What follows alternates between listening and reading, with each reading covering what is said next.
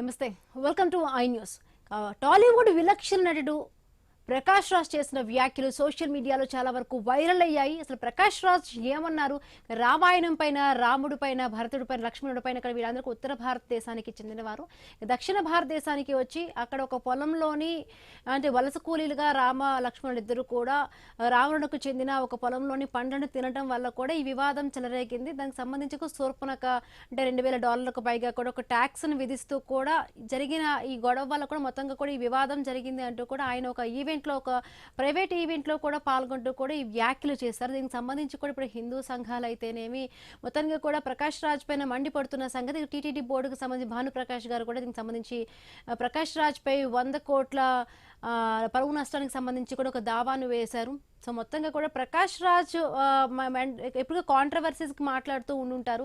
So ఈ వ్యాఖ్యలు ఇప్పుడు చాలా వరకు కూడా హిందూ సంఘాల నుంచి అలాగే రాముడిని చాలా వరకు కూడా మన హిందువులు చాలా వరకు పూజిస్తూ ఉంటారు. ఇటువంటి కామెంట్స్ చేయటం వల్ల కూడా అటు వీళ్ళ నుంచి కూడా తీవ్రమైన విమర్శలు వస్తున్నాయి. అలాగే టాలీవుడ్ కు చెందిన నాగబాబు కూడా ప్రకాష్ రాజ్ చాలా వరకు కూడా మాట్లాడారు. అసలు ఎందుకు ఇలాంటి కామెంట్స్ చేయడం జరిగింది? గతంలో కూడా మనం విన్నాం ప్రకాష్ రాజ్ ఇలాంటి కామెంట్స్ చేయడం. బట్ ప్రకాష్ రాజ్ కూడా దీనికి సంబంధించి వివరణ ఇచ్చారు. నేను రాముడిని ఈ విధంగా నేను కించపరచలేదు, కావాలనే కొందరు పనిగట్టుకుంటూ కూడా నా పైన ఇలాంటి దుష్ప్రచారం చేస్తున్నారు. పొలిటికల్ గా నన్ను అడ్డుకోలేక ఈ విధమైన నేను మాట్లాడిన మాటల్ని వక్రీకరించారంటూ కూడా అటు ప్రకాష్ రాజ్ నుంచి వస్తున్న మాట. అసలు ఏం జరిగింది? ఒకవైపు ఆయన పైన కూడా కేసులు పెట్టారు. ఈ విధంగా కూడా టీటీడీ దేవస్థానం నుంచి కూడా అక్కడ నుంచి కూడా 100 కోట్లకు సంబంధించి ఒక దావాను వేయడం జరిగింది. మొత్తంగా అంటే అదే విధంగా రావణాసుడికి సంబంధించి కూడా ఆయన ఒక గిరిజనుడు. అసలు క్యాస్ట్ గురించి ఎందుకు మాట్లాడాల్సిన అవసరం ఏంటి? ఆయన రావణుడు బ్రాహ్మణుడా, క్షత్రియుడా, గిరిజనుడా అవన్నీ పక్కన పెడితే ఈయన ఎప్పుడూ కూడా అంటే హిందూ మతానికి సంబంధించి కూడా చాలా వరకు విద్వేషపరమైన మాటలు మాట్లాడతారు. ఒక హిందూ మతానికి ఎందుకు, వేరే మతస్థులు కూడా ఉంటారు. జనరల్గా అన్ని మతాలకు సంబంధించి కూడా ఎప్పుడు మాట్లాడిన ఇది లేదు. బట్ హిందూ వ్యతిరేకి అంటూ కూడా చాలా వరకు నెగిటివ్ గా కూడా ప్రకాష్ రాజ్ పైన కూడా కామెంట్స్ వస్తున్నాయి. అదేవిధంగా ప్రకాష్ రాజ్ కూడా దీనికి సంబంధించి మాట్లాడారు. నేను హిందూ వ్యతిరేకిని అంటూ కావాలని మీద దుష్ప్రచారం చేస్తున్నారు, బట్ నాకు అలాంటి ఉద్దేశం లేదు, కావాలని ఇలాంటి కాంట్రవర్సీ చేస్తున్నారు ప్రకాష్ రాజ్ నుంచి వస్తున్న వెర్షన్. సో మాట్లాడదాం. మనతో పాటు గెస్ట్లు జాయిన్ అయ్యారు. గిరిప్రసాద్ శర్మ గారు విశ్లేషకులు, అలాగే బండారు రామ్మోహన్ రావు గారు విశ్లేషకులు, ఇద్దరు జాయిన్ అయ్యారు. నమస్తే అండి. ముందుగా రామ్మోహన్ రావు గారు, బండారు రామ్మోహన్ రావు, ఎట్లా చూస్తారు ప్రకాష్ రాజ్ చేసిన ఈ కామెంట్స్ ని? ఏం చూస్తారు? ఉత్తర భారతదేశం నుంచి రామలక్ష్మణుడు వచ్చి ఇక్కడ దక్షిణ భారతదేశంలోని సంబంధించి ఒక గిరిజనునికి సంబంధించిన అది కూడా పొలం, అందులోని ఈ మామిడి పండ్లను సంథింగ్ దొంగతనం చేయటం వల్ల మొత్తంగా శూర్పణఖకి వీళ్ళకి ఈ కాంట్రవర్సీ జరిగింది అంటూ కూడా ఈయన పెద్ద కామెంట్స్ చేయడం జరిగింది. సో గతంలో కూడా ప్రకాష్ రాజ్ చాలా వరకు ఇలాంటి మాటలు మాట్లాడారు. బట్ అది ఏంటంటే పొలిటికల్ గా మాట్లాడితే ఎవరైనా కూడా ఇది చేస్తారు. బట్ ఇప్పుడు హిందువులకు సంబంధించి కూడా చాలా మనోభావాలు దెబ్బతింటాయి.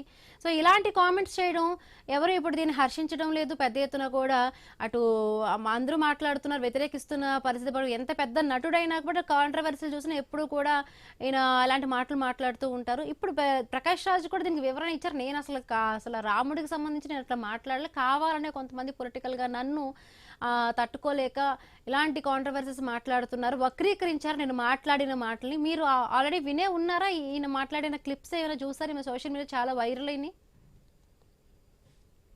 లేదు కానీ ఏమంటున్నానంటే ఇట్లాంటివన్నీ కూడా హేమంత్ గారు, మీకు అట్లాగే గిరిప్రసాద్ శర్మ గారికి, ఐ న్యూస్ ప్రేక్షకులకు నమస్కారం.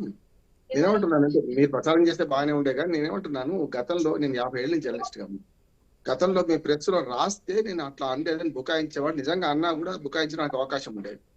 వీడియో ఉంది కదా, వీడియోలో ఆయన ఏమన్నాడు చూస్తే సరిపోద్ది కదా. మళ్ళీ నేను అనలేదు, వక్రీకరించారు, రెండు ఉంటాయి. వీడియోలో కూడా కొంత వక్రీకరించే అవకాశం ఉంటది, కాదంటండి. అంటే ఏ కాంటెస్ట్ లో అన్నా కూడా రాముడి గురించి, సీత గురించి, రావణాసురుడు గురించి ఆయనకి ఏం అవసరం అక్కడ? అంటే అసందర్భంగా మాట కదా, అసందర్భంగా మాట్లాడినట్టే కదా.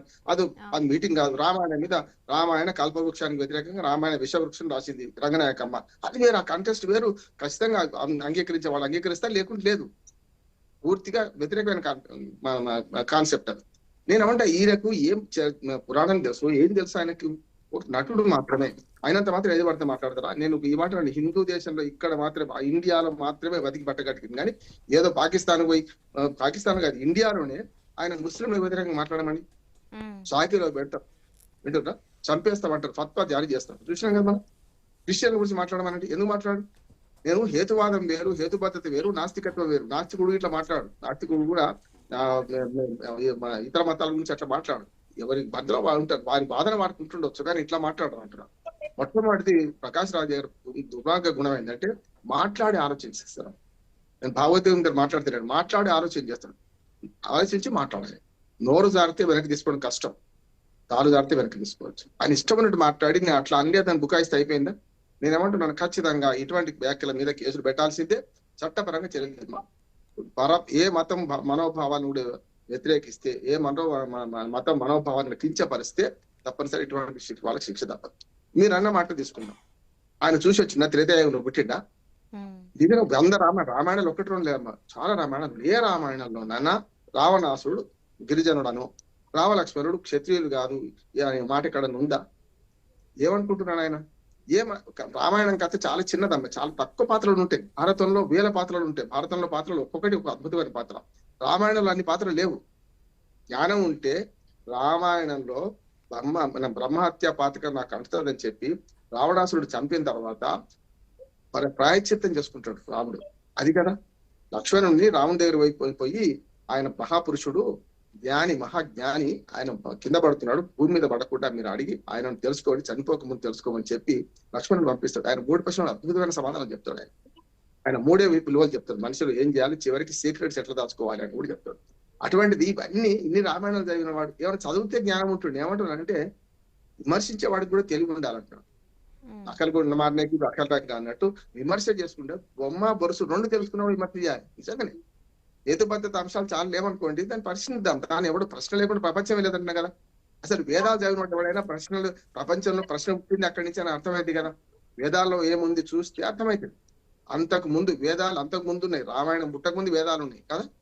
మొత్తం భూమి ఏంది, ప్రపంచం ఏంది, సృష్టి ఏంది, మానవాళి ఏంది, 84 లక్షల జీవరాశులు ఏంది, అవన్నీ ఉన్నాయి కదా.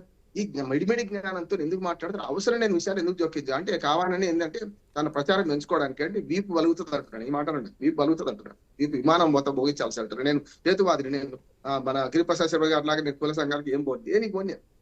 నేను బొట్టు కూడా మా అవసరమైన పెడతా, లేకపోతే లేదు. అవసరమైనట్టు ఒక కథ చేస్తున్నాం, తప్పనిసరి బొట్టు పెట్టుకుందాం.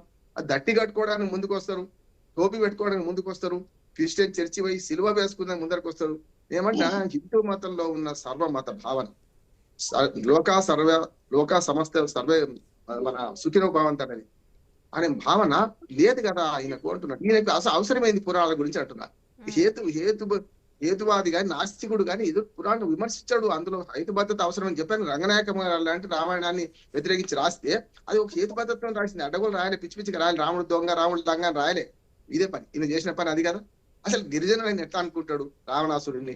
ఎన్ని పురాణాలు, కుకిట పురాణం అయితే కాదు కదా, రామాయణంలో ఎన్ని వెర్షన్లు తీసుకున్నా రాముడేమో క్షత్రియుడు, రావణాసురుడు. ఇంకొక మాట చెప్పి ముగిస్తాను నేను.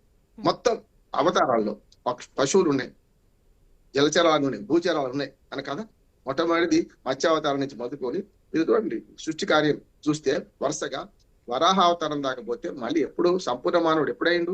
నరసింహావతారం తర్వాత, వామనావతారం తర్వాత సంపూర్ణ మానవుడు పరశురాముడు రూపంలో వచ్చాడు. ఆ తర్వాత కదా మీరు ఈ దేవతలు అంటే బ్రాహ్మణులు లేరు.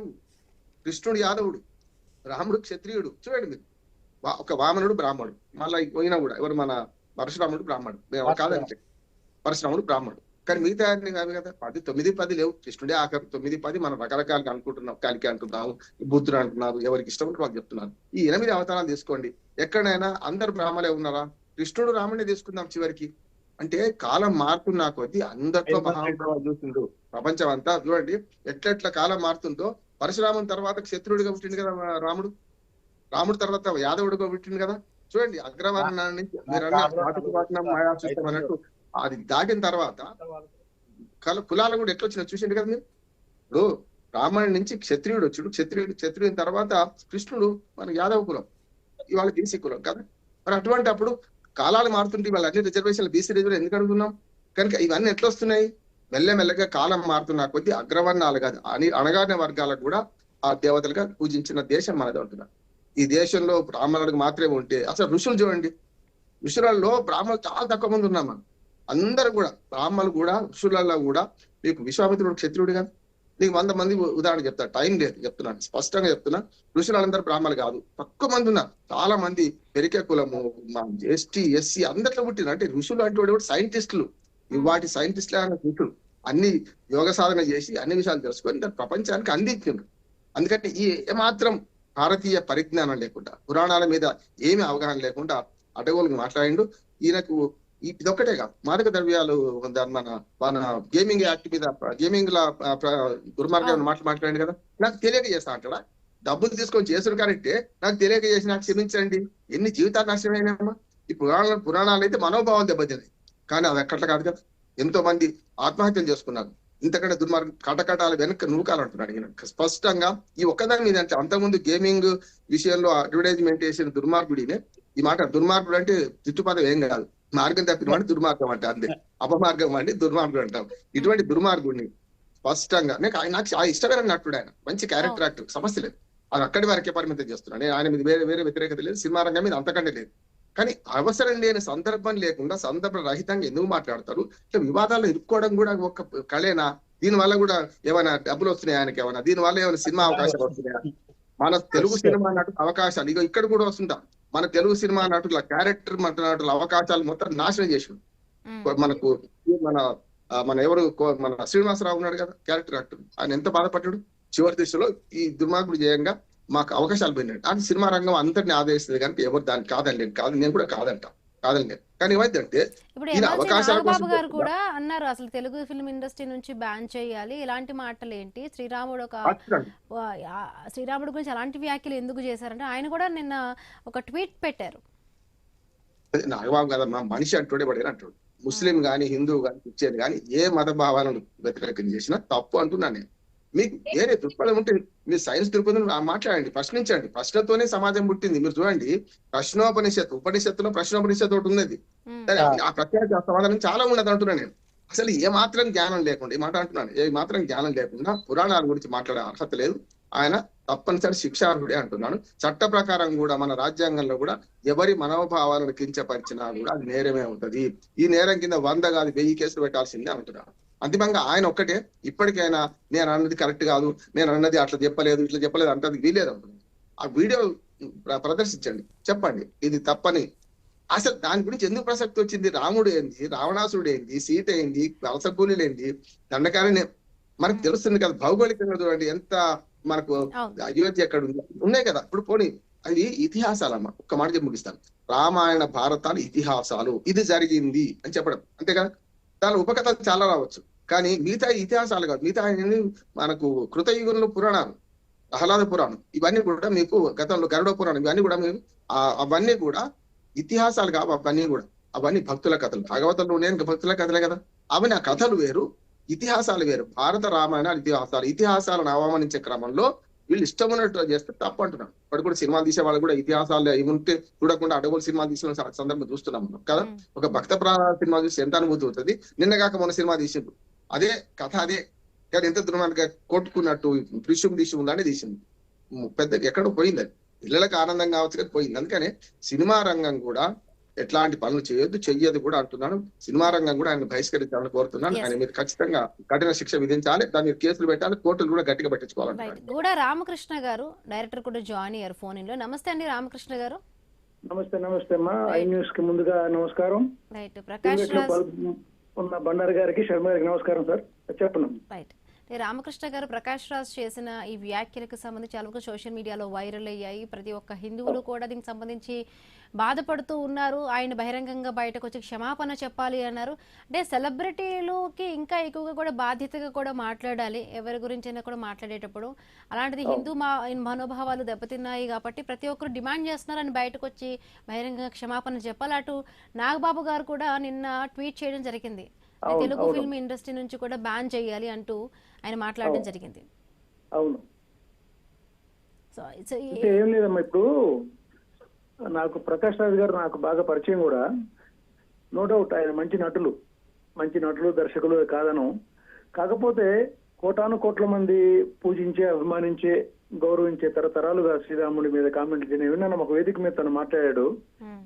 అదేంటంటే ఏదో వ్యంగ్యంగా జోక్ చేస్తున్నట్లుగా కమిషన్లు పర్సెంటేజ్లు అన్నట్లు మాట్లాడుతూ ఒక సిల్లిగా మాట్లాడేది వాస్తవం, దాన్ని ఒప్పుకోవాలి. ఆయన ముందు ఆయన ఒప్పుకోవాలి. ప్లస్ ఇప్పుడు సభ్య సమాజం ఎలా అయితే కోరుకుంటుందో ఆయన క్షమాపణ చెప్పాలి. బేషరతుగా ప్రజా వేదికగా వచ్చేసి ఆయన క్షమాపణ చెప్పాలి. ఎందుకంటే భావ ప్రకటన మనకి వ్యక్తీకరించే స్వేచ్ఛ మనకుంది భారత రాజ్యాంగంలో. కాకపోతే ఎవరి ఈ కొన్ని కోట్ల మంది ప్రజల మనోభావాలు దెబ్బతీసే విధంగా మాట్లాడటం అనేది అది భావ ప్రకటన స్వేచ్ఛ అనిపించుకోదు. అది విచ్చలవిడితనం, కేర్లెస్తనం అవుతుంది. అది నిజంగా నేను కూడా బాధపడుతున్నాను. చాలా మంది వాళ్ళు నాతో 100 మంది మాట్లాడారు మా సినిమా ఫీల్డ్ లో. అది నాకు సిగ్గుగా ఉంది. తనకు ప్రచారం కావాలి అంటే వేదికలు చాలా ఉన్నాయి. ఆయన పని కట్టుకుని బీజేపీ పార్టీని, మోదీ గారినో లేదా భారతీయ జనతా పార్టీని ఆయన అవమానించే విధంగా ఎప్పుడు మాట్లాడుతూ ఉంటాడు. ఇక్కడ పార్టీ వేరమ్మా, పార్టీ వేరు, మన హిందుత్వం వేరు, మన నాగరికత వేరు, మన స్వేచ్ఛ వేరు. ఏదైనా ఆయన మాట్లాడింది మాత్రం అది క్షమించరానిది. అతను బేషరతుగా వచ్చేసేసి పబ్లిక్ గా ప్రజావేదికగా క్షమాపణ చెప్పాలి. ఆయన ఏమన్నాడంటే నేను నా వ్యాఖ్యల్ని వక్రీకరించారు అంటున్నాడు. వక్రీకరణ కాదమ్మా, వ్యాఖ్యల్లో వక్రీకరణ అది వాస్తవం లేకపోతే, వ్యంగ్యం లేకపోతే, అవమానకరం లేకపోతే ఎందుకు మాట్లాడతారు? జనం పిచ్చోళ్ళు కాదు కదా. తరతరాలుగా యుగాలుగా పూజిస్తున్న రాముడిని వాళ్ళ మీద కామెంట్ చేస్తే జనం అంత ఈజీగా డైజెస్ట్ చేసుకోరు, అంత ఈజీగా అపార్థం చేసుకోరు కదా. అదమ్మా చెప్పండి. అంటే అవును, నా మాటలు కావాలనే వక్రీకరించారు అంటే ఒకప్పుడు, అంటే ఇప్పుడు సోషల్ మీడియాలో మనం ఏం మాట్లాడినా తొందరగా అది మనం మాట్లాడే లోపల తొందరగా బయటకు వస్తుంది. బట్ నేను శ్రీరాముడి గురించి ఆ విధంగా మాట్లాడలే, కావాలనే కొంతమంది రాజకీయంగా నన్ను అడ్డుకోలేకే ఈ విధమైన మాటలు మాట్లాడి ఆయన మళ్ళీ వివరణ ఇచ్చారు. తను మాట్లాడింది పబ్లిక్ గా ఒక వేదిక మీద ఇంకొక పర్సన్ షేర్ చేసుకుంటూ మాట్లాడాడు. అది రాముణ్ణి, సీతని, లక్ష్మణి, శూర్పణఖ, రావణుడు అవన్నీ కంపేర్ చేసుకుంటూ వాళ్ళ మీద ఏదో జోకులు వేస్తున్నట్టుగా, డిస్కౌంట్లు, పర్సెంటేజ్ అన్నట్లుగా, ఏదో నాలాండ్ నీలాండ్ అవి ఇవి పండ్లు అవి అన్నట్టుగా మాట్లాడాడు. కాబట్టి అది వక్రీకరణ కాదమ్మా. అది ఆయనకి మరి ఆయన హిందువా లేదా క్రిస్టియనా ముస్లిం అని అనవసరం. Is above all this, is Indian. భారతదేశంలో ఒక హిందుత్వ దేశంలో నువ్వు ఉంటున్నావు. ఆ హిందువులు నిన్ను అభిమానిస్తున్నారు కోట్ల మంది. ఒక గొప్ప ఆర్టిస్ట్. నాస్తికులు అంటారు, బట్ నాస్తికులు అనేటప్పుడు ఒక మతానికి వాళ్ళు ఎప్పుడు కూడా ఇదిగా మాట్లాడరు. వాళ్ళు ఏ మతమైనా వాళ్ళకి సమానమే. ఆయన కూడా అదే అన్నారు, నాకు ఏ మతమైనా సమానమే అంటూ కూడా ఆయన అన్నారు. బట్ ఇలా ఎందుకు ప్రతిసారి కూడా ఆయన ఎక్కువగా హిందూ మతాన్ని టార్గెట్ చేసే విధంగా కూడా ఆయన కామెంట్స్ ఉంటాయి. అవును, అంటే చాలా మంది వేదికల మీద మాట్లాడతారు అమ్మా. హిందుత్వం గురించి మాట్లాడతారు, క్రిస్టియానిటీ గురించి మాట్లాడతారు, మహమ్మద్ మాట్లాడతారు. కానీ వక్రీకరణ కాదు కదా. ఆయన మాట్లాడింది నిజంగా ఒక హిందుత్వాన్ని, ఒక ధర్మాన్ని, ఒక శ్రీరాముడిని, ఒక సీతని, వీళ్ళని అవమానించినట్లుగా ఉంది. దాన్ని ఒప్పుకోవాలి మనం. ఇప్పుడు ఒక్కొక్కసారి ఆవేశంలోనో అత్యుత్సాహంతోనో 10 మంది ముందు ఉన్నప్పుడు క్లాప్స్ కొడుతున్నప్పుడు ఆవేశంలో నోరు జారినప్పుడు అది మనం వాస్తవం గ్రహించి దాన్ని బహిషరతుగా దానికి మనం సరిదిద్దుకోవాలి, క్షమాపణ చెప్పాలంటే, నో డౌట్. అది నా భావన. రైట్ అండి. వేణుగోపాల్ గారు జనసేన నాయకులు, అలాగే విహెచ్పి నేత వెంకటేశ్వర రాజు గారు ఇద్దరు కూడా జాయిన్ అయ్యారు. ముందుగా గిరిప్రసాద్ శర్మ గారు ఉన్నారు. ఫస్ట్ ఆయన దగ్గర శర్మ గారు ఎట్లా చూస్తారు? ఇంతవరకు కూడా మనం మాట్లాడుకున్నాము, ప్రకాష్ రాజ్ చెప్పిన మాటలు చాలా వరకు కూడా పద్ధతిగా లేవు. ఆయన బయటకు వచ్చి బహిరంగంగా కూడా క్షమాపణలు చెప్పాలి అంటున్నారు. ఇప్పుడు 100 కోట్ల దావా వరకు కూడా ఆయన పైన కూడా పరువు నష్ట దావా వేశారు. బట్ ఇప్పటికైనా అలా వేసినందుకైనా ఆయన బయటకు వచ్చి క్షమాపణ చెప్తారంటారా? ఆయన మైండ్ సెట్ బట్టి గతంలో కూడా చాలా వరకు ఆయన ఇలాంటి కాంట్రవర్సీ మాటలు మాట్లాడిన సందర్భాలు ఉన్నాయి. అదే మన రామ్మోహన్ గారేమో ఈపురు బాధలు పక్కలు కొట్టాలంటున్నారు. వాస్తవానికి చెప్పాలంటే ఇప్పుడు వీళ్ళది సినిమా వాళ్ళ ట్రెండ్ ఎట్లుంటుందంటే, ఈయన ప్రకాష్ సినిమాలు చూస్తాం ఒకసారి 2026లో సీతాపయనం అని ఒకటి ఉంది, మళ్ళీ అట్లనే డెకాయిట్ అని ఉంది, సరస్వతి అని ఉంది, స్పిరిట్ కూడా ఉంది ప్రభాస్ గారితో. ఇప్పుడు వీళ్ళది ఏంటంటే, మీరు ఒక ట్రెండ్, ఇప్పుడున్న లేటెస్ట్ ట్రెండ్ ఏంటంటే, ఇప్పుడు ఇదేది మన ఇన్స్టాగ్రామ్లో అమ్మాయిలు బాగా డాన్స్ చేసి చూపిస్తే ఈ సినిమా డైరెక్టర్లు ఇన్వైట్ చేస్తారని చెప్పి ఒక ట్రైల్ వేస్తుంటారు. ఇది అందరికీ తెలుసు. అట్లా ఈ ప్రకాష్ రాజు ఇట్లాంటి వాళ్ళు ఏంటంటే, ఈ సినిమా ఫీల్డ్ వాళ్ళు ఆల్మోస్ట్ ఆల్ 90% దేనిపైన నమ్మకాలు ఉండవు వాళ్ళకు. ఒకటి. రెండోది ఏంటంటే, డబ్బుల కోసము వాళ్ళు చెప్పే స్టైల్ ఏదైతే ఉంటుందో ఆ స్టైల్లో చెప్తేనే వాళ్ళకి డైరెక్టర్లకు నచ్చుతుందని ఈ స్టేజ్లో మాట్లాడతారు. ఆ మాట్లాడిన తర్వాత ఈయన పిలవాలి, ఇప్పుడు యాక్టర్ గా వచ్చే డబ్బులు కాకుండా ఇంకా అడిషనల్ గా ఏమన్నా తీసుకోవాలనే ఆలోచనతో ఇట్లాంటివి మాట్లాడుతుంటారు. కాంట్రవర్సల్. అయితే రామ్మోహన్ అన్న చెప్పిన విషయంలో ఏంటంటే, నేను బ్రాహ్మణ సంఘం అంటే పక్కా గ్లోబల్ బ్రాహ్మిన్స్ వెల్ఫేర్ అసోసియేషన్ కి ప్రెసిడెంట్ ని, దానిలో డౌట్ ఏం లేదు. పక్కా బ్రాహ్మిన్స్ కోసమే సర్వీసులు చేస్తుంటాం. అయితే ఇక్కడ ఏంటంటే, మన బైరి నరేష్ కూడా నాస్తిక సమాజానికి ఒక పెద్ద పిలుపునిచ్చాడు. ఆయన కూడా మేము బ్రాహ్మణ భవన్ కి పిలిచి ఇంటర్వ్యూ చేసి నా యూట్యూబ్ లో పెట్టా. ఇక్కడ విషయం ఏంటంటే, మీరు నాకు నరేష్ కు బాగానే నడుస్తుంటది. ఏంటంటే, నువ్వు నమ్మనప్పుడు నమ్మవు, నేను నమ్ముతా కాబట్టి నమ్ముతా. ఆయనకు నాకు ఎక్కడ కాంట్రవర్సీ లేవు. ఇక్కడ ఏమైతుందంటే, నువ్వు ఆయన ఏమంటాడు, మేము దేవుణ్ణి నమ్మము అంటాడు, అంతవరకే. రాముడు మళ్ళా ఈ మందకృష్ణ మాదిగలాగా నా బావమరిది కృష్ణుడు లేకుంటే ఆయన ఇట్లా పోల్చుకోరు. సో ఇక్కడ ఏమైపోతుందంటే, సినిమా ఫీల్డ్ లెక్క వచ్చేప్పటికి 95% ఆఫ్ వాళ్ళంతా కూడా ఎట్లా అట్రాక్ట్ చేయాలి, ఎట్లా చేయాలి, పైసలు కమాయించాలి, దానికోసం ఈ కాంట్రవర్సల్ చేస్తారు. ఈ సినిమాలు కూడా, సినిమా పేర్లు ఆయన రీసెంట్లీ తీసుకున్నా కూడా ఈ సినిమాల కోసమే వాళ్ళు అట్లా చేస్తున్నారు అనేది ఒకటి. ఇంకొకటి, ఆయన మొన్న ఒక దీంట్లో ఆయన సినిమా స్టార్ట్ అయినప్పుడు అదే రాముని ఫోటోకి పూజ చేసి పూలేసి దండం పెట్టి పక్కా జరిగింది, లేకుంటే రానియరు కదా. అక్కడేమో నమస్కారం చేసి డబ్బులు అడగాలి, ఇక్కడ వచ్చి మాటలు మాట్లాడాలి.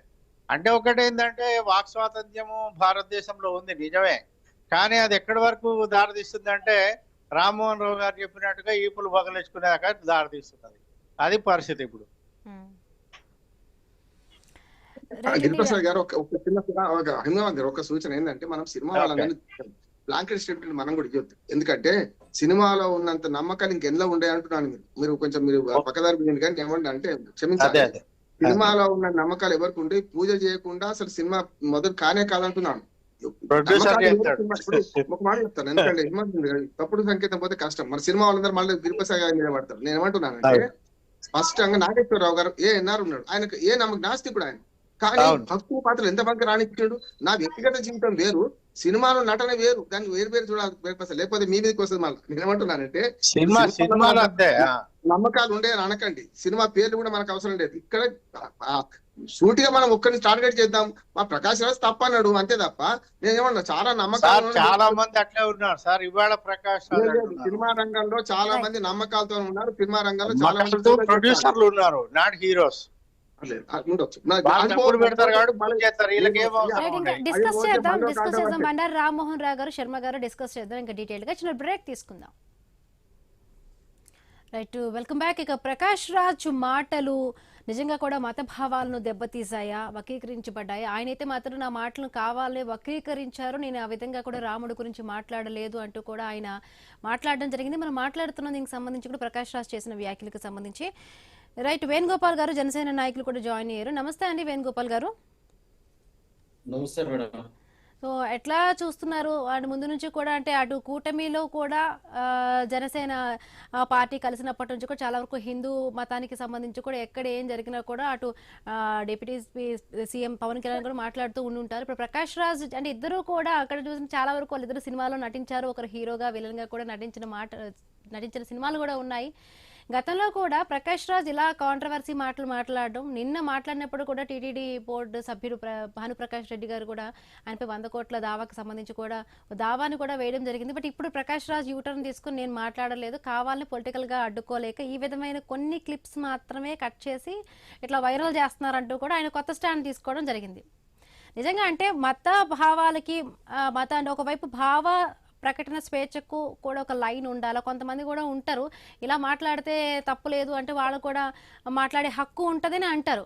బట్ దీనికంటూ కూడా ఒక లైన్ డ్రా చేయాలంటారా?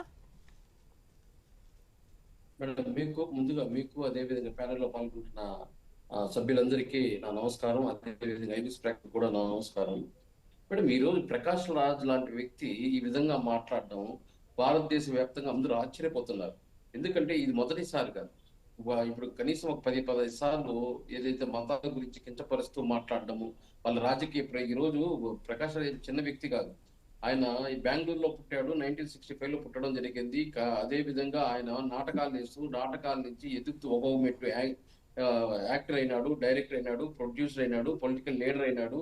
5 నేషనల్ అవార్డ్స్ వచ్చాయి. 5 నేషనల్ అవార్డ్స్ వచ్చిన వ్యక్తి మాట్లాడితే బాధ్యతగా ఎంత పర్ఫెక్ట్ గా ఉండాలి. ఆయన మాట ఎక్కడ కానీ ఆయన మాట ఎక్కడ వ్యతిరేకించకుండా ఉండే విధంగా ఆయన మాట్లాడాలి. అలాంటి వ్యక్తి ఈ రోజు భారతదేశంలో కానీ ప్రపంచ దేశాలు కానీ భారతాన్ని, భగవద్గీతని, రామాయణాన్ని ఏ విధంగా చూస్తున్నారు అన్ని దేశాలు. ఈ రోజు మనకన్నా వాళ్ళు అపూర్వంగా భారతాన్ని, భాగవతాన్ని, రామాయణాన్ని చూస్తున్నారు. అలాంటి ఇది ఉండే వ్యక్తి దీన్ని ఈయన ఏ విధంగా జోకులు వేసుకుంటూ రాముడు, పండు, హరిజనుడు, రావణాసురుడు, లక్ష్మణుడు వచ్చి లక్కి ఇలాంటి మాటలు మాట్లాడడం అసలు ఉచ్చరించాల్సిన పదాలు కాదు. ఇలాంటి పదాలు ఒక వ్యక్తి బాధ్యత కలిగిన 5 నేషనల్ అవార్డ్స్ తీసుకున్న వ్యక్తి ఈ విధంగా బాధ్యతారహితంగా మాట్లాడితే ఏం మెసేజ్ ఇస్తున్నాడు ఈ హిందూ రిలీజియన్ కి? అంటే ఫ్యాషన్ అయిపోయిందా ఇది? ప్రతి ఒక్కరూ హిందూ మతాల గురించి, హిందువుల గురించి ఫ్యాషన్ గా మాట్లాడడము, వాళ్ళ చీప్ గా మాట్లాడడం. అదే ముస్లిమ్స్ కంట్రీలో, క్రిస్టియన్ కంట్రీలో పోయి మాట్లాడమండి, చెయ్యో కాలు తీయేస్తారు. ఒక చిన్న ఎగ్జాంపుల్ చెప్తాను.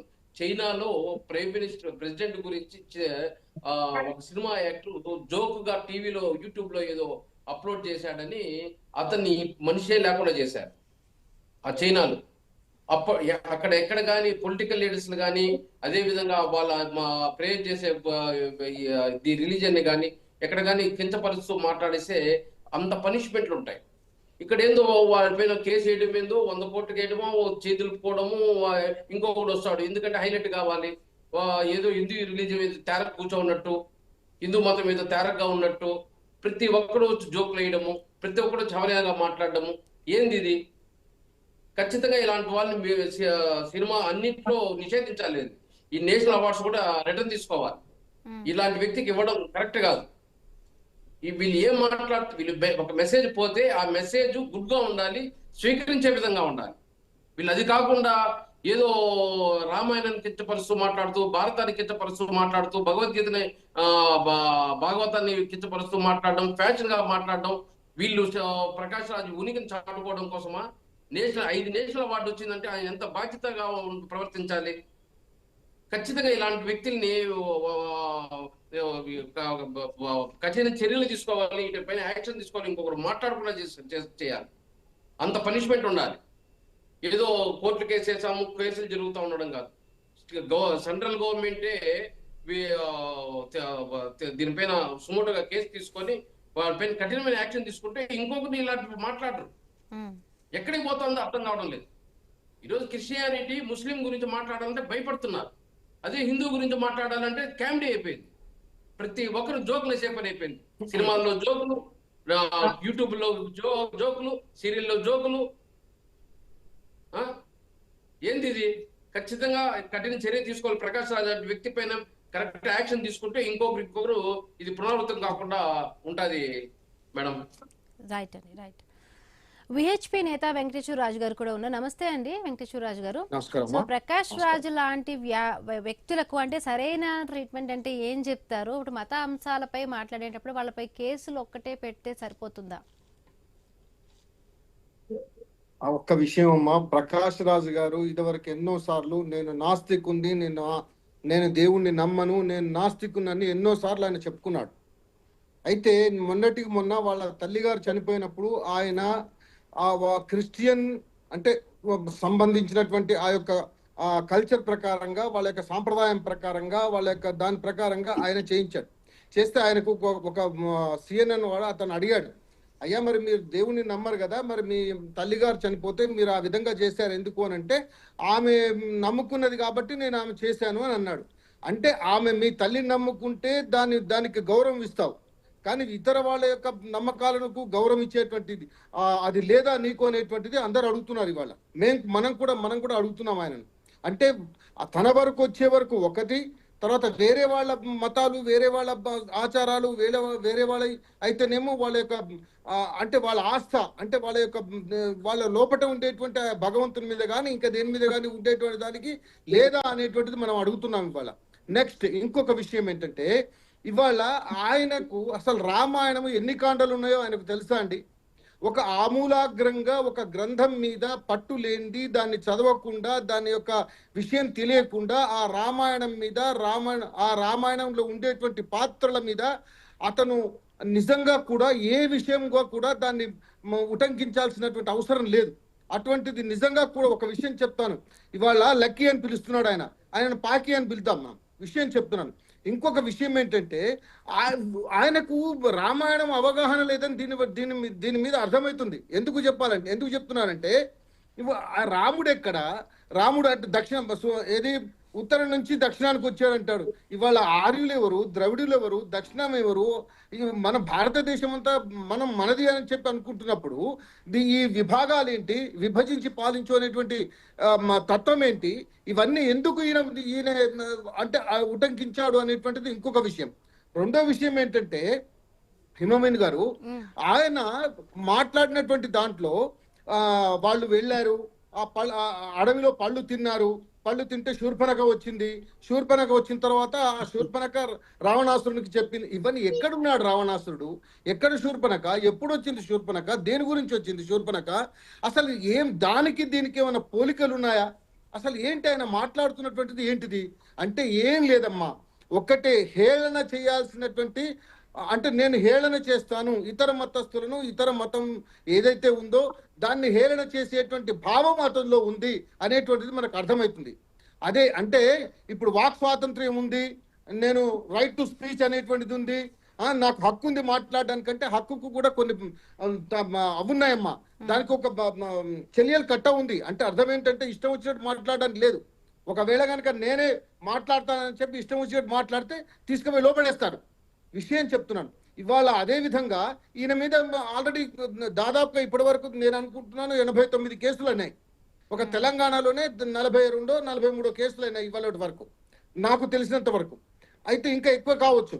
అయితే విషయం ఏంటంటే నేను అంటున్నది ఏంటంటే అసలు ఇతనికి భయం లేదమ్మా. ఒక్కటే విషయం ఏంటంటే హిందువుల దేవీ దేవతలను విమర్శిస్తే మమ్మల్ని ఎవరు ఏం చెయ్యరు, ఎవరు ఏం అనరు అనేటువంటి భయం లేనటువంటి పరిస్థితి. నేను ఒక చిన్న ఉదాహరణ చెప్తా, ఇతర మతస్థుల విషయం చెప్తాను.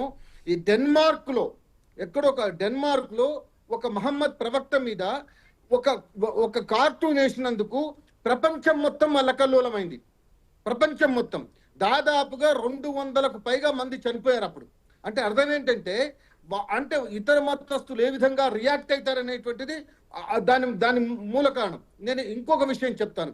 ఇప్పుడు తస్లిమా నస్రీన్ అనేటువంటి ఒక MBBS డాక్టర్, ఆమె బంగ్లాదేశ్ లో హిందువుల మీద జరుగుతున్నటువంటి అన్యాయమైనటువంటి, అకృత్యమైనటువంటి, అశ్లీలమైనటువంటి, హేయకరమైనటువంటిది ఏదైతే దాడులు జరుగుతున్నాయో అవి కళ్ళకు కట్టినట్టుగా లజ్జా అనేటువంటి నవలలో రాసింది ఆమె అది రాసినందుకు ఆమె ఫత్వా జారీ చేస్తారు. ఆమె తలకు ఫత్వా జారీ చేశారు.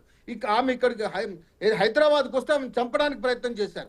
అదే విధంగా సల్మాన్ రిష్దీ అనేటువంటి ఆయన సటానిక్ వర్సెస్ అనేటువంటి ఒక బుక్ రాస్తే దాంట్లో ఖురాన్కు సంబంధించినటువంటి, అల్లాహకు సంబంధించినటువంటి దాంట్లో ఒకటి ఉన్నది అని చెప్పేసి ఆయన తలకు ఇదే ఇరాన్ చనిపోయినటువంటి అయతుల్లా ఖుమేని అతను వాడు $20 లక్షల, ఒక్కటి కాదు $20 లక్షల ఆయన ఫత్వా జారీ చేశారు. అంటే ఇతర మతస్థులు ఏదైతే ఉందో వాళ్ళ మీద చేయడానికి వీళ్ళకు భయం అవుతుంది, వీళ్ళు వణికిపోతారు. కానీ హిందువుల మీద మాత్రం, హిందూ దేవి దేవతల మీద మాత్రం ఇష్టం వచ్చినట్టు మాట్లాడడానికి ఉంటుంది. అంటే వీళ్ళు సహనం ఉన్నది.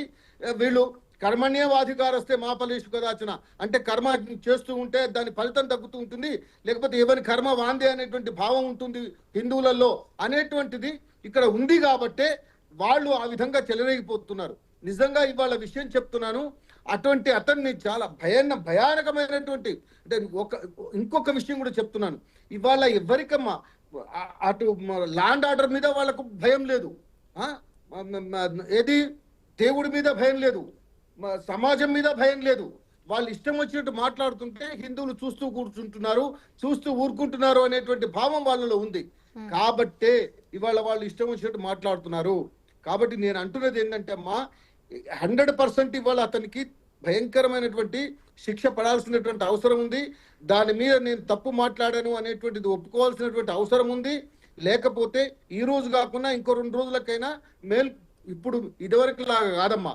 ఇప్పుడు సోషల్ మీడియా వచ్చింది, ప్రింట్ మీడియా, ఎలక్ట్రానిక్ మీడియా, అన్నిట్లలో కూడా వాళ్ళు ఇదివరకు ఏమన్నారు, ఇప్పుడేమన్నారు, రేపు అంటే దాని మీద ఇవాళ నిన్న ఏమో స్టేట్మెంట్ ఇచ్చాడు, నన్ను వక్రీకరించారని. బాజాప్తా అక్కడ ఇచ్చినటువంటి ఆ యొక్క ఇంటర్వ్యూలో, కేరళలో ఇచ్చినటువంటి ఇంటర్వ్యూలో ఆయన లక్కీ, ఆయనని లక్ష్మణ్ పిలవడం, అవి ఏంటి ఇవన్నీ? అంటే ఏంటి అసలు? అంటే లక్కీ అని అంటే ఈయన ఇష్టం వచ్చినట్టు మనం మాట్లాడవచ్చు ఇవాళ, కానీ అంత దరిద్రమైనటువంటి పని మనం చేయలేము. ఎందుకు అంటే ఒకడు తప్పు చేస్తున్నప్పుడు మనం కూడా తప్పు చేయాలా అనేటువంటి భావన మనలో ఉంది. అటువంటిది మనం ఆలోచిస్తున్నాం కాబట్టే ఇవాళ ఇటువంటి వాళ్ళు మనగలుగుతున్నారు, ఇటువంటి వాళ్ళు ఇష్టం వచ్చినట్టు మాట్లాడగలుగుతున్నారు. కాబట్టి నేను అంటున్నది ఏంటంటే అమ్మా, వీళ్ళని ఎట్టి పరిస్థితుల్లో అంటే ఉపేక్షించాల్సినటువంటి అవసరం లేదు.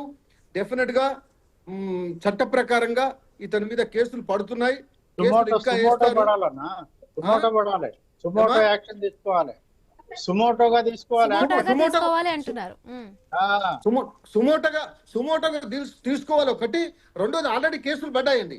ఇవాళ చాలా మంది 100 crores ఆయన మీద డిఫమేషన్ కేసు పడింది, 100 crores. అదే కాకుండా భాను ప్రకాష్ గారు వేశారు.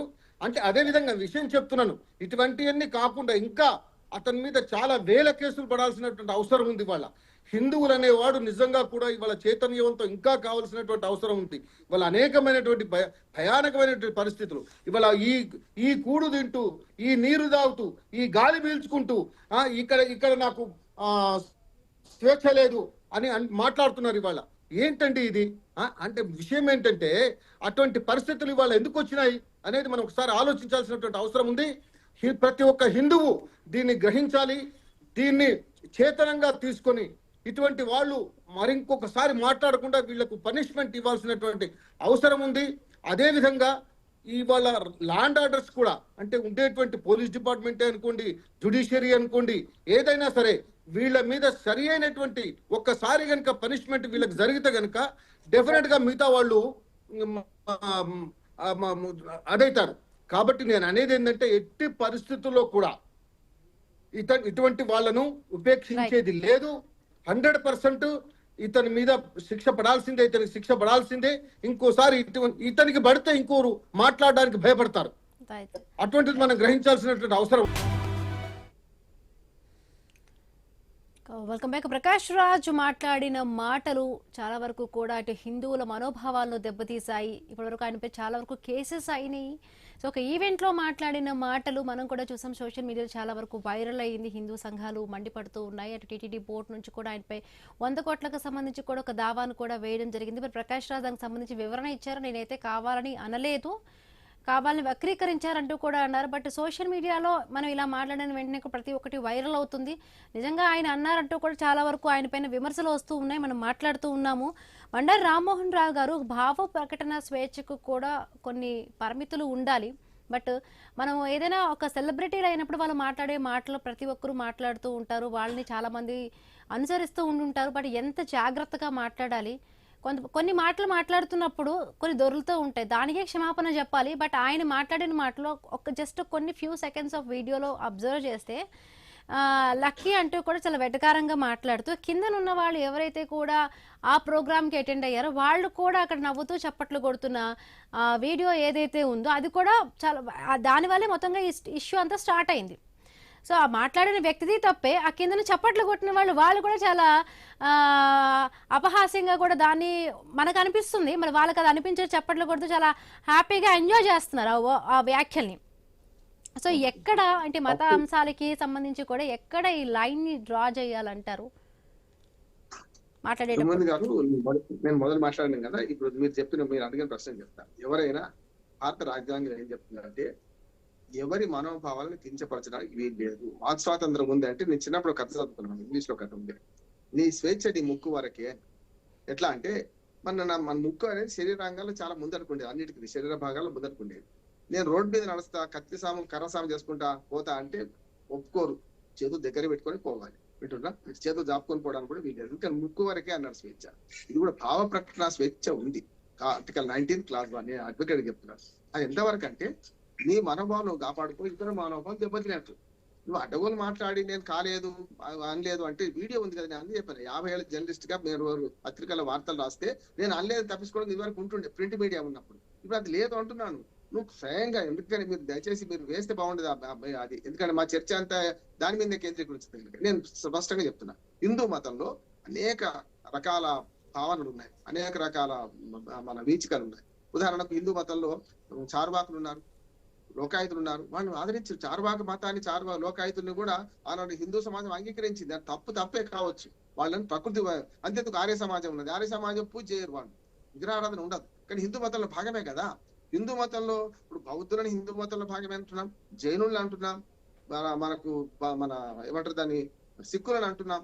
మనం చూసాం కదా అది ఎస్సీ కేసు ఎవరికి వర్తిస్తుంది అని దాని మీద. అందుకని ఏమంటారంటే హిందూ మతంలో ఒక అంటే మత సామరస్యం ఉంది, వేరే మతాలను గౌరవించడం ఉన్నది, తమ మతాన్ని కించపరిస్తే కూడా చాలా వరకు ఓపిక పడుతున్నారు, సహనం ఉంది అంటున్నాం. అంతేందుకు శైవులు వైష్ణవులు కొట్టుకున్న సందర్భం లేవా దానిలో?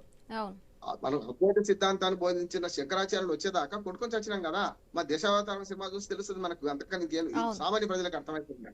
అందుకనే పురాణాల గురించి మాట్లాడేటప్పుడు నేను ఇతిహాసాలు అంటున్నాను. రామాయణ మహాభారతాలు ఇతిహాసాలు, ఇది జరిగిందని రాసిండు.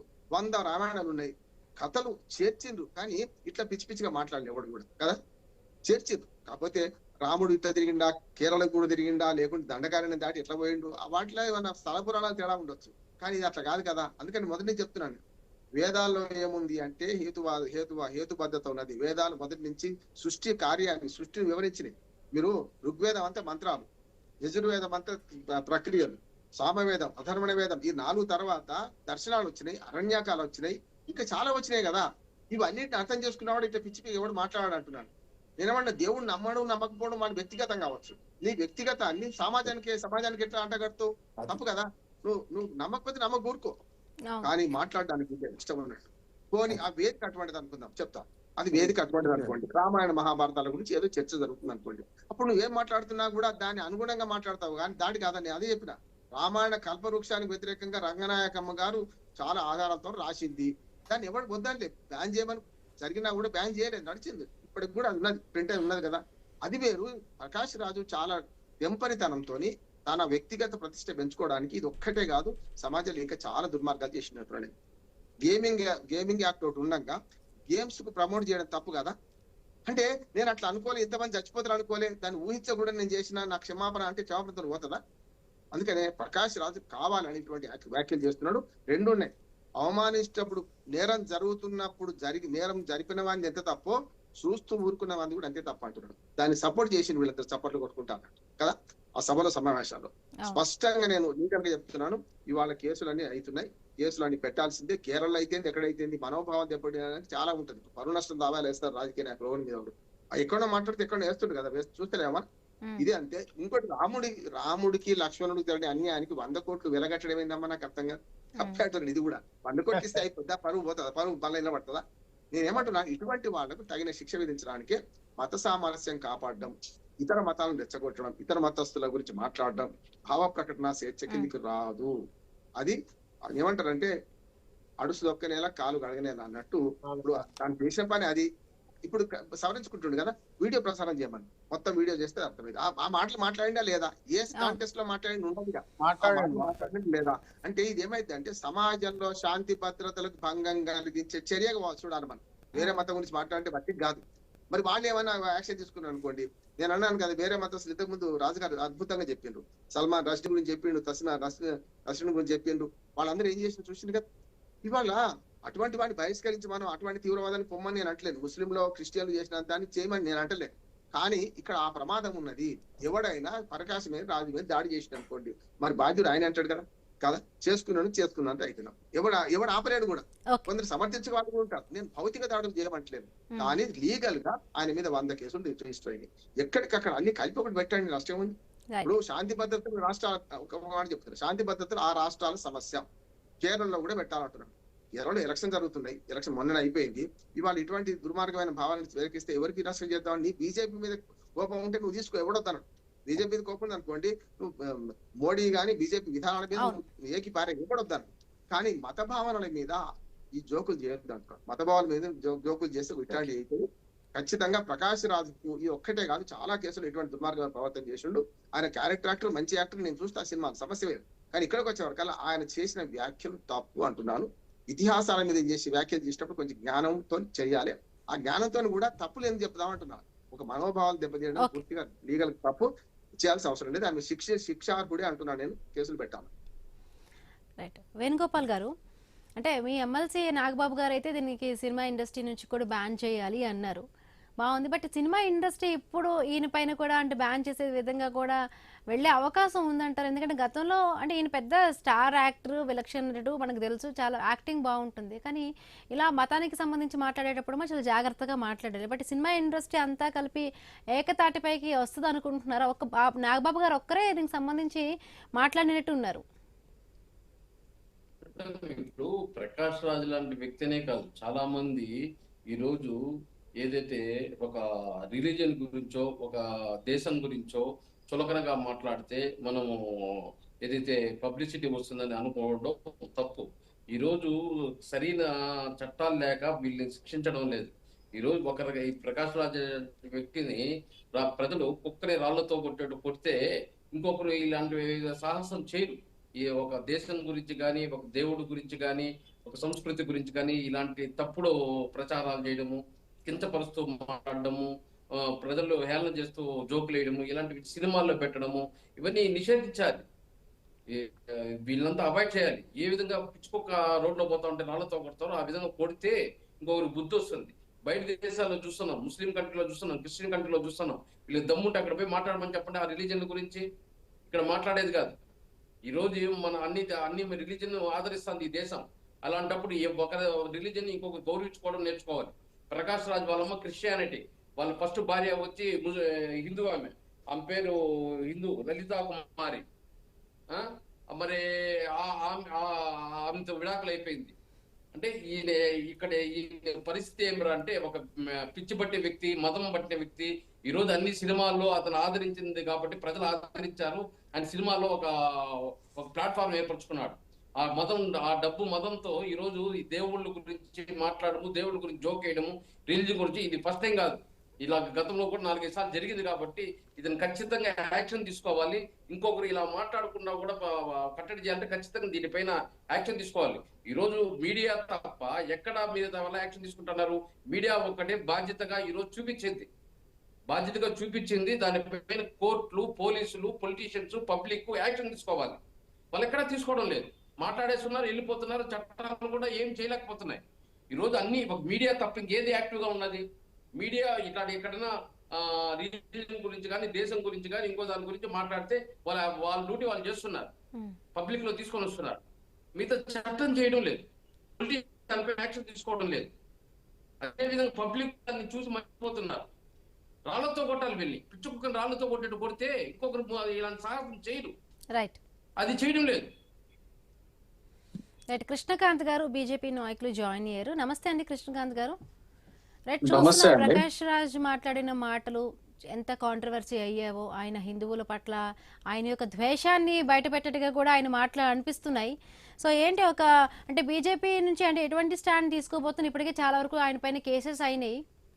సో బీజేపీని అనే దీంట్లో కూడా ఆయన ఈ మాటలు అక్కడ దొరికినట్టుగా అనిపిస్తోంది. ఇది ఒకటి ఏంటంటే మేడం, ఇక్కడ ప్రాబ్లం ఏంటంటే ఆయనకి ఫస్ట్ నుంచి బీజేపీ అంటే పడదు. మమ్మల్ని ఒక రైట్ వింగ్ అని ప్రస్తావిస్తూ ప్రతిసారి మతోన్మాదాన్ని ఇది ప్రొపగేట్ చేస్తుంది బీజేపీ పార్టీ అని చెప్పి ఇట్లా ఫాల్స్ ప్రొపగండా క్రియేట్ చేసే వ్యక్తి ప్రకాష్ రాజ్. మీరు చూస్తే ప్రకాష్ రాజ్ అనే వ్యక్తి నా దృష్టిలో he's a political unemployed person. Political గా అతను 2023లో అప్పుడు ఇండిపెండెంట్ గా కూడా నుంచున్నాడు, కర్ణాటకలో ఓడిపోయాడు. సో ఇట్లా పాలిటిక్స్ లో పాపం ఏదో తన వంతు తన మార్క్ ఏదో చేసుకుందామని ఎప్పటి నుంచో ప్రయత్నిస్తున్నాడు, అది విఫల ప్రయత్నం అవుతుంది. సో ఏం చేయాలో అర్థం కాక ఆ అక్కస్సుని రకరకాల ఐడియాలజీలు చెప్తూ, కానీ ఏ ఐడియాలజీ చెప్పినా ప్రతిసారి మీరు చూస్తే యాంటీ హిందూ ఐడియాలజీ చెప్తాడు at the end of the day. ఇప్పుడు రీసెంట్ గా ఇప్పుడు ఈ కాంట్రవర్సీ కూడా మీరు చూస్తే ఇది క్లియర్ గా ఇది ఎల్డిఎఫ్ గవర్నమెంట్ ఆధ్వర్యంలో కేరళ లిటరేచర్ ఫెస్టివల్, అది కేరళలో అయింది. ఎల్డిఎఫ్ అక్కడ government LDF it's left democratic front, అదొక కమ్యూనిస్ట్ పార్టీ గవర్నమెంట్ అది కేరళలో. అక్కడ కేరళ లిటరేచర్ ఫెస్టివల్ అని పెట్టి వాళ్ళ ఆధ్వర్యంలో ఇదని పిలిస్తే వాళ్ళని ప్రసన్నం చేసుకోవడానికి నన్ను పిచ్చి వాగుడంతా వాగాడు ఆయన అక్కడ కూర్చొని. సో ఏం మాట్లాడాడు రామాయణంలో అంటే ఇదంతా మనం ఇప్పుడు ఒక రూట్ కాజ్ కూడా చూడాలి మేడం. ఇతను నిరిడి గంత అని చెప్పి ఒక ఆర్ట్ స్కూల్ ఒకటి 2023లో పెట్టాడు Prakash Raj. It's like an art school incubator అని చెప్పి చెప్పాడు. మీరు ఆ వీడియో చూస్తే మొత్తం ఇంటర్వ్యూలో ఆయన చెప్తాడు సో ఒక స్కూల్ పెట్టాను నేను, ఒక థియేటర్ స్కూల్. అందులో బడుగు బలహీన వర్గాలకి అందరికీ కూడా యాక్టింగ్ నేర్పియాలి, థియేటర్ యాక్టింగ్ నేర్పియాలన్న ఒక మంచి ఉద్దేశంతో ఇది పెట్టాను అన్నట్టు చెప్పుకుంటూ వస్తాడు. చెప్పుకుంటూ వచ్చి పిల్లలకి కూడా ఇందులో థియేటర్ యాక్టింగ్ నేర్పిస్తున్నా అన్నట్టు చెప్పాడు. చెప్తూ ఆ చిన్న పిల్లలకంట వాళ్ళకి ఇలాంటి ఐడియాలు వస్తున్నాయంట. ఇదేంటి రామాయణాన్ని ఇట్లా రకరకాలుగా స్టోరీలుగా రాయడం అనేది వాళ్ళ ఐడియా అన్నట్టుగా చెప్పుకుంటూ ఆ స్టోరీని ఇంత వ్యంగ్యంగా చెప్పాడు అనమాట. వాళ్ళు ఇలా రాశారు చూడండి అని. ఇక్కడ మీనింగ్ ఏంటి మీరు చూస్తున్నారా? అంటే చిన్న పిల్లల్ని, బడుగు బలహీన వర్గాల పిల్లల్ని యాక్టింగ్ నేర్పిస్తానన్న నెపంతో వాళ్ళని చిన్నప్పటి నుంచి బ్రెయిన్ వాష్ చేస్తున్నాడు ఈ యాంటీ హిందూ సెంటిమెంట్స్ తో. అది మనం అక్కడ మెయిన్ చూడాల్సింది అక్కడ అది. ఇతను మాట్లాడటమే కాకుండా అక్కడ మొత్తం వీడియో చూడటం జరిగింది నేను. ఎందుకంటే ఇప్పుడు I'm going to take legal action అని అవన్నీ గురించి నేను అన్ని చదవాలి కదా. నేను చూస్తున్నాను, మొత్తం వీడియోస్ అని చూస్తున్నాను. ఆ వీడియో చదివితే ఈ అసలు విషయం ఇది నాకు బయటపడింది. ఆయన నిర్డిగంత అని ఒక ఆర్ట్ స్కూల్ నడిపిస్తున్నాడు, 2023లో పెట్టాడు ఆ కర్ణాటక చుట్టుపక్కల ప్రాంతంలో. అందులో పిల్లల నుంచి పెద్దవాళ్ళ వరకు అందరికి బడుగు బలహీన వర్గాలకు చెందిన వర్గాలకి ఈ అన్ని ఏజ్ గ్రూప్స్ వాళ్ళకి థియేటర్ యాక్టింగ్ నేర్పిస్తా అనేది కాన్సెప్ట్ అక్కడ. దాన్ని ఫారెన్ ఫండ్స్, ఆ ఫండ్స్ ఇచ్చిన ఎన్జిఓ టైప్ అనమాట.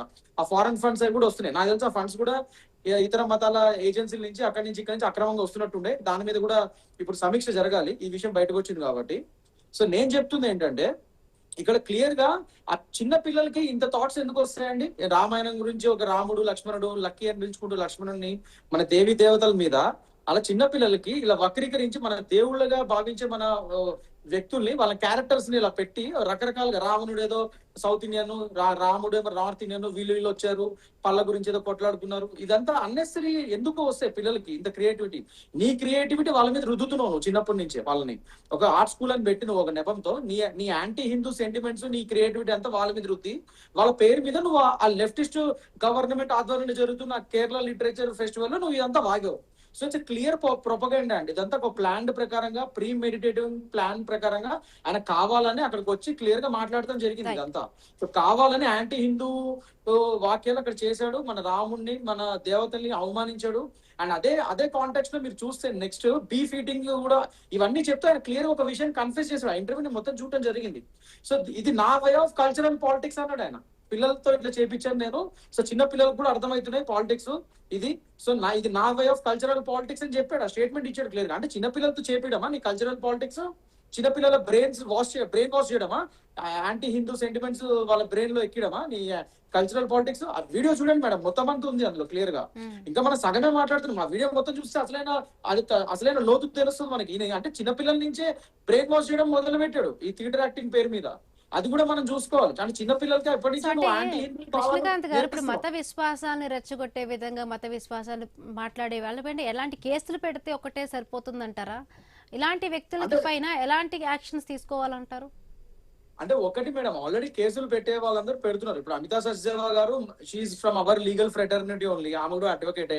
ఢిల్లీలో ఆల్రెడీ ఇతని మీద బ్లాస్ఫెమీ సెక్షన్ 299, 352 ఇవన్నీ సెక్షన్స్ పెట్టి ఆయన మీద క్రిమినల్ కేసు ఫైల్ చేయడం జరిగింది. అలాగే మా ఏపీ బీజేపీ లీడరే భానుప్రకాష్ రెడ్డి గారు, టీటీడీ బోర్డు మెంబర్ కూడా, ఆయన కూడా లీగల్ నోటీస్ పంపడం జరిగింది ఆయనకి, ఈ 100 crores డిఫమేషన్ సూట్ వేస్తానని చెప్పి. అది కాకుండా ఇంకా మేము కూడా వేరే హిందూ సంఘాలతో మాట్లాడి మేము కూడా నెక్స్ట్ లీగల్ యాక్షన్ తీసుకుంటాము.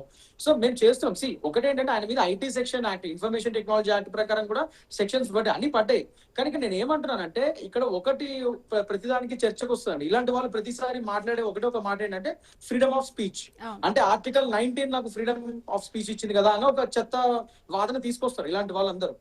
అనాల్సిన అనేసి జుగుప్సాకరమైన మాటలను ఒక మతం మీద అనేసి లాస్ట్ కి ఫ్రీడమ్ ఆఫ్ స్పీచ్ అంటారు వీళ్ళు. కానీ అక్కడ క్లియర్ గా నేను ఒకటి చెప్తున్నాను ఇవాళ ఒక అడ్వకేట్ గా కూడా, article 19 of sub clause 1 of sub clause a freedom of speech ని మన రాజ్యాంగంలో చెప్తూ జరిగింది. అట్ ద సేమ్ టైం అదే రాజ్యాంగంలో ఆర్టికల్ 19 ఆఫ్ సబ్ క్లాజ్ 2 లో ఈ ఫ్రీడమ్ ఆఫ్ స్పీచ్ యొక్క పరిమితులు కూడా ఇచ్చింది. అంటే లిమిటేషన్స్ ఇచ్చింది. అంటే ఇష్టం వచ్చినట్టు నువ్వు ఏది పడితే అది వాడడానికి లేదు అక్కడ ఫ్రీడమ్ ఆఫ్ స్పీచ్ పేరు మీద. ముఖ్యంగా ఇలాంటి మాటలే మాట్లాడకూడదు అని క్లియర్ గా ఆర్టికల్ 19 ఆఫ్ సబ్ క్లాజ్ 2 చెప్తుంది మన రాజ్యాంగంలో. సో క్లియర్ గా Amish Devgan versus union of India, మన సుప్రీంకోర్టు ఫేమస్ సుప్రీంకోర్టు కేసులో అది. సో అందులో క్లియర్ గా చెప్పడం జరిగింది, you cannot escape a hate speech is not protected under a free speech అని క్లియర్ చెప్పారు అప్పుడు సుప్రీంకోర్టు. అంటే హేట్ స్పీచ్ చేస్తున్నావు, అది ఫ్రీడమ్ ఆఫ్ స్పీచ్ అని చెప్పి నువ్వు తప్పించుకోవడానికి లేదు అని Amish Devgan versus union of ఇండియాలో క్లియర్ గా సుప్రీంకోర్టు చెప్పింది. ఇంక రీసెంట్ కాలంలో కూడా చాలా కేసులు ఉన్నాయి అలాంటి కేసు లాస్. సో తప్పకుండా దీనికి ప్రకాష్ రాజ్ గారు లీగల్ గా సమాధానం చెప్పాల్సిందే. న్యాయ పోరాటం మేము చేస్తాము. ఆయన లీగల్ గా ఆయన has to face the consequences. There is no doubt about it. Final గా వెంకటేశ్వర రాజు గారు, సో సెలబ్రిటీలు మాట్లాడేటప్పుడు వాళ్ళకి మామూలు మనుషుల కన్నా సెలబ్రిటీలు చాలా వరకు బాధ్యతగా మాట్లాడాలి. బట్ వాళ్ళు ఇంకెంత రెస్పాన్సిబుల్ గా మాట్లాడాలంటారు? అంటే ఈ ప్రకాష్ రాజ్ లాంటి వ్యక్తులను పక్కన పెట్టండి, ఆయన ఎప్పుడు కూడా హేట్ స్పీచ్ చేస్తూ ఉండుంటారు హిందువుల పట్ల. సో ఇప్పుడు సెలబ్రిటీ అంటే మన తెలుగు ఇండస్ట్రీ నుంచి కూడా చాలా మంది దీనికి అంటే ఇప్పుడు మద్దతుగా అంటే మన ఇప్పటికే నాగబాబు గారు ఆయన బ్యాన్ చేయాలి అన్నారు. ఇప్పుడైనా కూడా అంటే హిందూ సంఘాలు అందరూ కూడా ఐక్యం అయ్యి మాట్లాడాలంటారా? తప్పకుండా అమ్మా, ఇటువంటి విషయాలలో అందరూ కూడా ఒకటి కావాల్సినటువంటి అవసరం ఉంది. రెండో విషయం ఏంటంటే వీళ్ళు అంటే సెలబ్రిటీస్ తర్వాత ఎక్కువ ఎవరైతే వాళ్ళ యొక్క పలుకుబడి ఉంది, వాళ్ళు మాట్లాడితే సమాజం మీద ఉంటుంది అనేటువంటి వాళ్ళు చాలా ఆచి తూచి మాట్లాడాల్సినటువంటి అవసరం ఉంది. నెంబర్ 1. ఇంకొక విషయం కూడా చెప్తున్నానమ్మా, ఇతనికి ఐహికంగా అంటే జుడిషియరీ కానీ ఇంకేదైనా కానీ అతనికి ఏ శిక్ష పడ్డా ధార్మికంగా కూడా ఇతనికి శిక్ష పడుతుంది. No question. అది దేవుడి మీద ఏ దేవుళ్ళు అయితే ఎవరు దేవుళ్ళ మీద ఈ విధంగా మాట్లాడినరో వాళ్ళు ఏం ఊరుకోరమ్మా. ఇంత మనకు చరిత్ర చెప్తుంది. 7 కొండలు కావు 2 కొండలు అని చెప్పినటువంటి వాడు ఏమైందో మనకు తెలుసు. దాని తర్వాత క్రిటిక్ అని చెప్పేసి, ఇంకా పేరు చెప్పాను నేను, క్రిటిక్ అని చెప్పేసి ఎంతో మందిని దేవుళ్ళు ఎక్కడున్నారు అది ఉన్నారు ఇది ఉన్నారు అనేటువంటి వాడు ఏమైందో మనకు తెలుసు. తర్వాత నిన్నగాక మొన్న మీ దేవుడు ఏంటి, మీ కథ ఏంటి, మీ లక్షణం ఏంటి, ఆయన ఇది చేశాడు అని చెప్పి విమర్శించినటువంటి వాడు నిన్నగాక మొన్న కొన్ని రోజుల క్రితం నెలల క్రితం అనుకోండి అతను ఏమైందో తెలుసు. అంటే దేవీ దేవతల విషయంలో హైందవ జీవన విధానంలో తర్వాత హిందూ దేవీ దేవతలను ఎవరైతే తూలనాడారో, ఎవరైతే ఇష్టం వచ్చినట్టు మాట్లాడారో వాళ్ళది తప్పకుండా ధార్మికంగా శిక్ష పడుతుంది, ఇటు ఐహికంగా కూడా శిక్ష పడుతుంది. అవి మాత్రం తప్పించుకోలేరు. ధార్మికంగా వచ్చేటువంటి శిక్షను మాత్రం వాళ్ళు తప్పించుకోలేరు. ఒక విషయం నేను ఇప్పుడు అన్నాడేమో, నేను ఆ మాట లేదు నన్ను వక్రీకరించారని అన్నాడేమో, అది రేపు కోర్టులో చెల్లుతుందా చెల్లదా అనేటువంటిది వాళ్ళు చూసుకుంటారు. నెంబర్ 2, ఇంకొక విషయం ఏంటంటమ్మా, ఇటువంటి వాళ్ళు చాలా మంది ఉన్నారు. ఇవాళ భారతదేశంలో లౌకిక రాజ్యము అనేటువంటిది, మాకు స్వేచ్ఛ ఉంది అనేటువంటి విషయంలో అనేకమైనటువంటి విషయాలలో ఈ దేశంలో ఉంటూ, ఈ దేశం నీళ్లు తాగుతూ, ఈ దేశం గాలి పీలుస్తూ, ఈ దేశం తిండి తింటూ, ఈ దేశానికి అంటే విద్రోహకరమైనటువంటి చర్యలు చేసేటువంటి వాళ్ళు. ఒక విషయం చెప్తామా, ఇవాళ పార్లమెంట్ మీద బాంబేసినటువంటి వానికి ఉరిశిక్ష తీస్తే ఘర్ ఘర్ మే పైదా హోగా అని అన్నారు. అంటే ఇటువంటి విషయాలు ఇటువంటి వాళ్ళు ఉన్నారు. హర్ ఘర్ మే పైదా హోగా అన్నారు. అంటే చెప్తున్నాను, అంటే ఏంటి అంటే ఇటువంటి వాళ్ళు ఇంకా ఉన్నారు మన దేశంలో. అటువంటి వాళ్ళకు తగినటువంటి శిక్ష దేవుడు భగవంతుడు ఇస్తాడు. తర్వాత ఐహికంగా కూడా నేను ఇంకొక విషయం చెప్తున్నాను, హిందువులందరికీ కూడా నేను నమస్కరించి చెప్పేది ఏంటంటే, మనము ఇటువంటి ఇంతకు ముందు ఉన్నటువంటి పరిస్థితి కాదు. మనం సోషల్ మీడియా వచ్చింది, ఇవాళ ప్రింట్ మీడియా ఉంది, ఇవాళ ఎలక్ట్రానిక్ మీడియా ఉంది. మనం అన్ని నిజమా కాదా అనేటువంటి మనందరికీ తెలుసు. ఇవాళ నాసిక్లో జరిగినటువంటి విషయం కానీ, జిహాదీ విషయంలో కానీ అనేకమైనటువంటి జిహాదీలు జరుగుతున్నాయి. ఇటువంటి అన్నిటిని కూడా మేల్కొని వీటికి సరి అయినటువంటి సమాధానం హిందూ జీవన విధానంలో హిందువులే చెప్పాలి. కాబట్టి వాళ్ళందరికీ కూడా నమస్కరించి చెప్తున్నా, మేల్కోవాలి. మనం ప్రతి దానికి కూడా ఎదురు తిరగాలి అనేటువంటిది మనం తప్పకుండా జీవన విధానంలో నేర్చుకోవాల్సినటువంటి అవసరం ఉంది. అందరికి సమాధానం చెప్పాల్సిన. థ్యాంక్ యూ సో మచ్ అండి వెంకటేశ్వర రాజు గారు, వేణుగోపాల్ గారు, అదేవిధంగా కృష్ణకాంత్ గారు డిబేట్ లో పాల్గొన్నందుకు. సో చూసారు కదా, ఇది వాళ్ళ prime time debate. Keep watching I news. మీతోనే మీ వెంకటే.